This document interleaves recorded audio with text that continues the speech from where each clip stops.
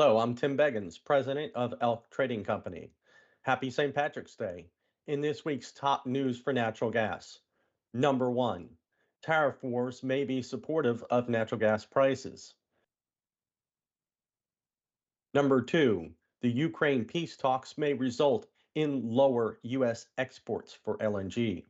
Number three, Petrobras is looking for long term U.S. natural gas supply. This is a Brazilian company. And number four, potential La Nina winter is supportive of long term natural gas prices. Let's take a look at the April natural gas contract, the spot contract, which will be expiring at the end of the month on the 26th.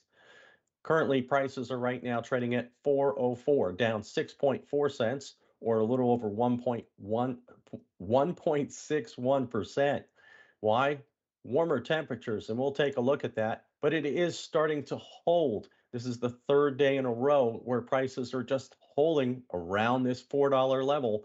As you can see, our pivot support today comes in at 399.70, below that 389, with first resistance above the market at 417.60 and above that 424.80. Right now, the daily pivot is 406.90, and we're holding just below that. So let's take a look at the hourly chart. On the hourly April chart, as you can see, the other day, we could not break below that 50% between the two pivots. And as a result, we moved back up as high as 426 and a half before starting to consolidate. Again, not able to break through the 50% between the two pivots. And again, this happened last night.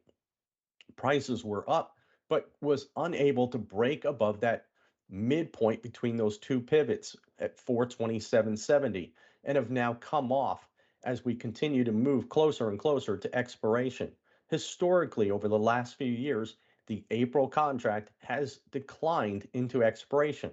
The exception, 2022 for the Ukraine war. Let's take a look at the weather.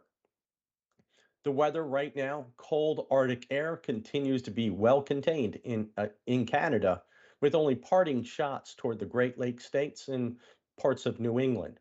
As you can see, warmer temperatures are starting to filter in as we get through the forecast here toward the 23rd, 24th, 25th, and especially as we get into that last week of the month, really warm temperatures are starting to encompass most of the south and southeast markets. As you can see, this may be an early indicator of some warmer temperatures ahead for summer. We also look at some colder temperatures this morning as people woke up. Much of the country was a little chilly with some cold Arctic air up in Michigan and just really normal temperatures across the eastern seaboard. So let's take a look at the outlook. The 8 to 14 day temperature outlook is warm, especially across the west, with actually some above temperatures up in Maine, but near normal across the eastern one third of the country, with some below normal temperatures around the Great Lakes states and parts of Appalachia.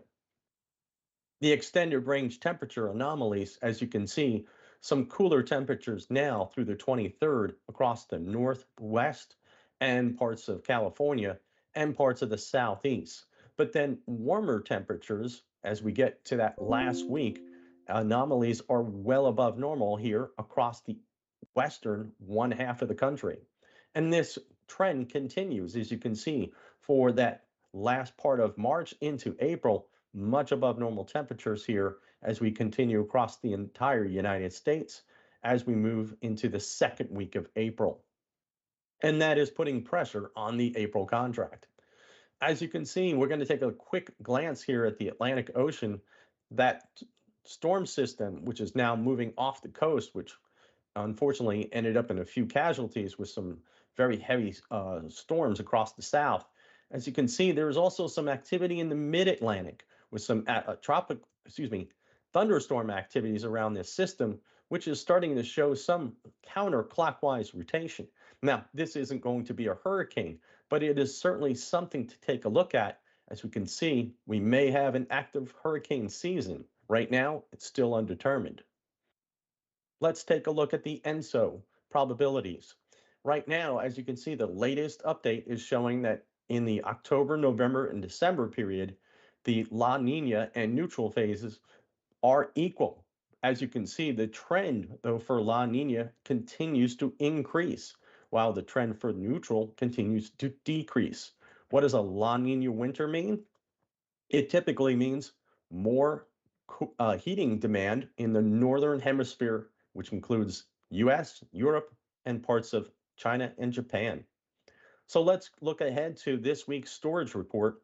As you can see, last week we came in as a minus 62, pretty close to expectations. But right now we stand just below 1.7 TCF in the ground. This week's report is probably the last withdrawal of the season and will end up close to 1.65. We've got a heavy injection season both here in the US and in Europe. And let's take a look at the Jan versus April spread. As you can see right now, this spread is currently just close to $1.40, which in the past, like last year, should have been out at $2.21, I believe, on expiration. This is a narrow spread, so it's not incentivizing storage injections at this time. So either the winter contracts have got to continue to go higher, or the prompt month has also got to go lower. So let's take a look at the April contract as we go. Right now, currently trading at 405.40, down about 5 cents or 1.24%.